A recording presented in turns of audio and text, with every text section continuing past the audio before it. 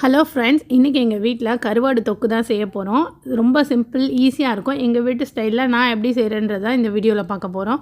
ஒரு தக்காளியை மிக்ஸி ஜாரில் பேஸ்ட்டாக அரைச்சி எடுத்துக்கலாம்.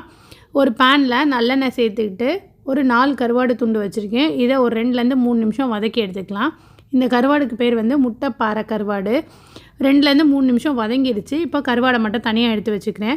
ஒரு 15 சின்ன வெங்காயம் கட் பண்ணி வச்சுருக்கேன். அதை இந்த எண்ணெயிலேயே சேர்த்து வதக்கி எடுக்கலாம்.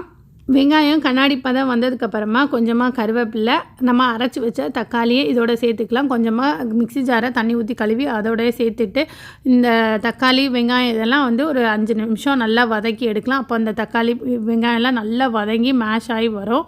தக்காளி வெங்காயத்தோட பச்சை வாசனை நல்லா போயிடுச்சு. 1/4 டேபிள் ஸ்பூன் மஞ்சள் பொடி, 1/2 டேபிள் ஸ்பூன் குழம்பு மிளகாய் பொடி, ஒரு 1/4 டேபிள் ஸ்பூன் வெறும் மிளகாய் பொடி சேர்த்துக்கிறேன். ஏன்னா குழம்பு மிளகாய் பொடியில் காரம் கொஞ்சம் கம்மியாக தான் இருக்கும் எங்கள் வீட்டில் அரைச்சதில். ஒரு 2லேருந்து 3 நிமிஷம் வதக்கி எடுக்கலாம். பச்சை வாசனை போகட்டும். போனதுக்கப்புறமா நம்ம வறுத்து எடுத்து வச்சுருந்த கருவாடு துண்டையும் இதோட சேர்த்து கொஞ்சமாக தண்ணி சேர்த்து ஒரு 2 நிமிஷம் மூடி வச்சிடலாம்.